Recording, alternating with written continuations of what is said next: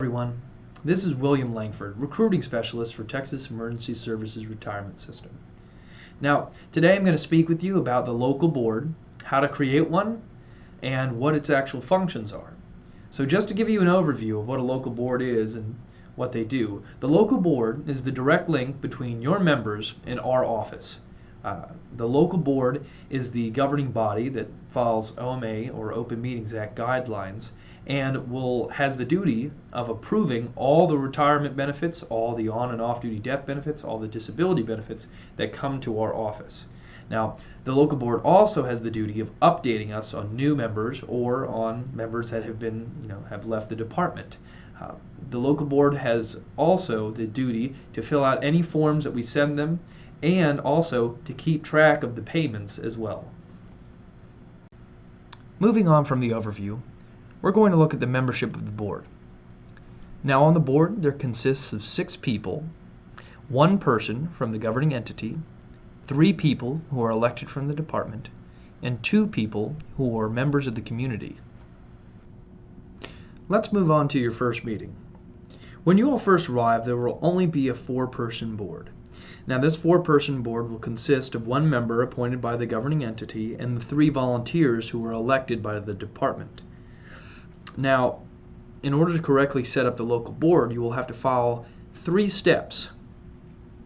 The 3 steps are as follows. First, the 4 members will draw lots or randomly pick how long their term length will be. Since the beginning board members will have staggered terms, you will have to decide 2 members who will have 2-year term lengths and 2 members who have 1-year term lengths. Moving on to the second step, the 4-member board will now elect a presiding officer or chairperson for this first meeting. That presiding officer will lead all future meetings and will be elected annually. Now, there also will be an election for 2 other positions as well, the vice chair and the secretary. The election for both of these positions can take place in either the first or the second meeting, which is up for the local board to decide. Just as a note while we're on the topic of elections, elections will occur annually for new officers and must take place in January before January 31st. Now while at the same time you're electing these new positions, you also have to complete your annual report, but we'll get more to that later. Lastly, we'll look at the third step. The local board will appoint 2 community members. Now these 2 community members will have staggered term lengths, just like the board members. And when chosen, one of them will be given a 1-year term length, and the other will be given a 2-year term length. And when selecting these individuals, the local board has to remember that they have to live within the area the department services.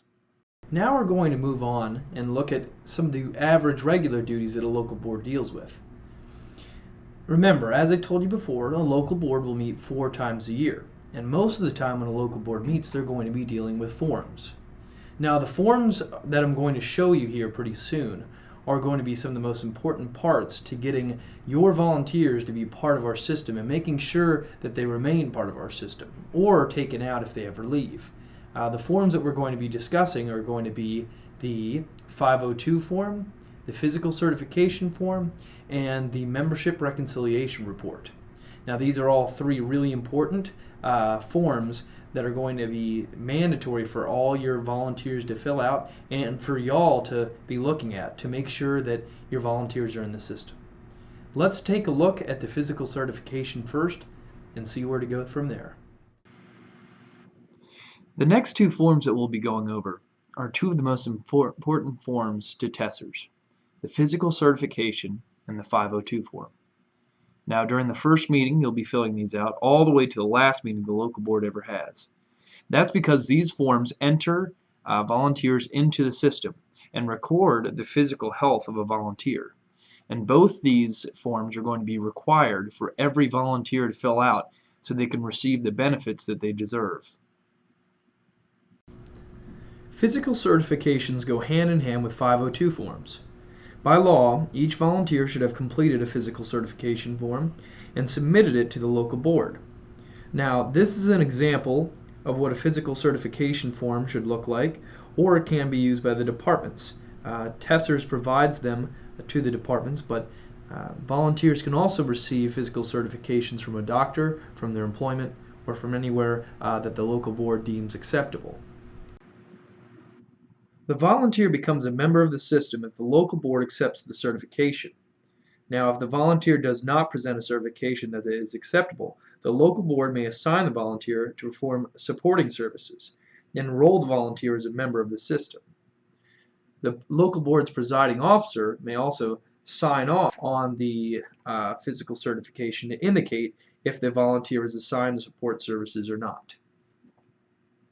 Please remember that a volunteer is not enrolled in the system until after the certification of physical fitness is reviewed by the local board and accepted, or the local board assigns the volunteer to supporting services. Let's look at the form that goes hand in hand with physical certifications. 502 forms are essential to getting all the information that we need over here at TESRS from your volunteers so that when the time comes, your volunteer is enrolled in our system and can receive their benefits. The 502 form will have to be filled out by the volunteer prior to its acceptance, and the volunteer must know their basic info as well as their social security number and the social security number of their beneficiaries and write that down on the form. There are also 3 dates that are very important while looking at the 502 form. The date the volunteer joined the department, the date of the certification of physical fitness, and the date the member enters the TESRS system. And remember, for the date the TESRS member enters the system, it must be after the physical certification date, as the physical certification by law must be accepted before a member can join the TESRS system. The last form we'll cover is the Membership Reconciliation Report. This is an important quarterly report that shows the membership of your volunteers. We know that with time, there may be some volunteers who leave the department or retire, and we also know you will receive new volunteers as well. This report shows the department and the local board who are enrolled in the system and who are receiving benefits. The local board chairman or the head of the department will review this report and verify whether or not the volunteers on the list are still active with the department. Taking a brief look at what the membership reconciliation report looks like, you'll see here that the first page that I've shown you, this is where the signature is going to be placed. Now the head of the department or the chairman of the local board will sign their signature here once they've verified all the information on the next 2 pages. Or for yours it might be shorter than that. Looking at the second page, we'll see this is where the active members and the terminated members are placed. You'll see here that you can see the contribution amounts for each one, and also you can see the ones that left and the reason why. And on the third page here, you'll see the recipients of benefits as well as a summary of what you're going to be paying. And like I said, this can change depending on department, depending on how many volunteers you may have, but the information should be completely correct and should portray your whole department and include all active members and not include inactive members or people who have left. If you find any discrepancies or need to add a new member to our system who did not appear on the MRR, log into the pension system and make the necessary changes to your roster. Once the changes have been made, or there are no changes, then the chairman or the head of the department will sign, date, and mail the form to our office.